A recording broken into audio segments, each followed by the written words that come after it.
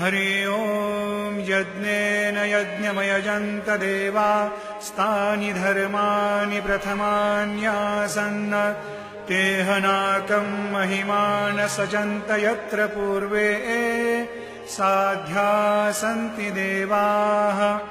ॐ राजाधिराजाय प्रसय्यसायिने नमो वयं वै श्रवणाय कुर्महे समे कामान् कामकामाय मह्यं कामेश्वरो वै श्रवणो दधातु कुबेराय वै श्रवणाय महाराजाय नमः।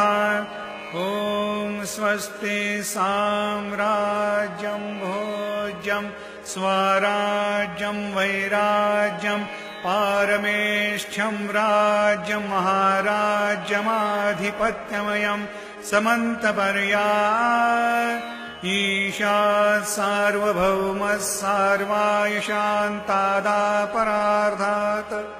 पृथिव्यै समुद्रपर्यन्ताय एकराळिति तदप्येष श्लोको भिगीतो मरुतः।